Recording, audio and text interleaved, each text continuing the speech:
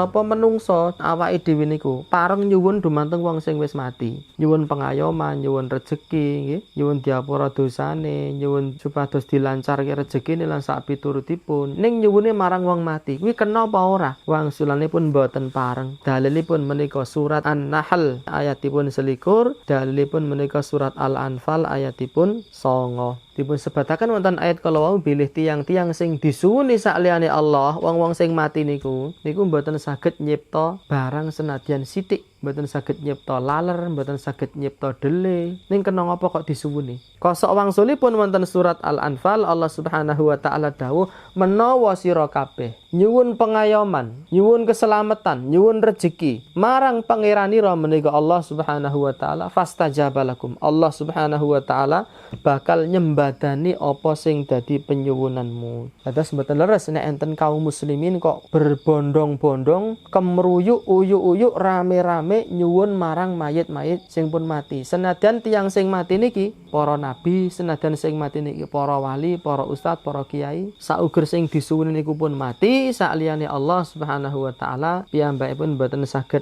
nyembadani penyuwunane menungso. Wa qala sallallahu alaihi wasallam, lan Kanjeng Nabi sallallahu alaihi wasallam ugi nate paring dawuh, ya hayyu ya qayyum, ya Allah pangeran kula ingkang maha gesang, pangeran kula ingkang maha madeg piyambak mboten butuh kalian makhlukipun, bi rahmatika astaghith, kanthi welas asih paduka ya Allah kula nyuwun pitulungan, kula nyuwun pengayoman dumateng paduka. Dados nabi niku sampun maringi tepa patuladan ingkang sae, memberi contoh yang baik nalika wonten kedadosan sing boten nyekecake, nembe nampi bala, nembe nampi wabah, nembe nampi bebendu masalah lan sak pituripun. Kanjeng Nabi niku nyuwune dumateng Allah, mboten nyuwun dumateng para nabi sing pun sedo, mboten, ning nyuwune langsung dumateng Allah Subhanahu wa taala. Lan iki tepa patuladan ingkang sae saking Kanjeng Nabi. Nalika kula panjenengan sedaya ngaku dadi umat Kanjeng Nabi, nderek tindak lampahipun syariat Kanjeng Nabi Muhammad sallallahu alaihi wasallam,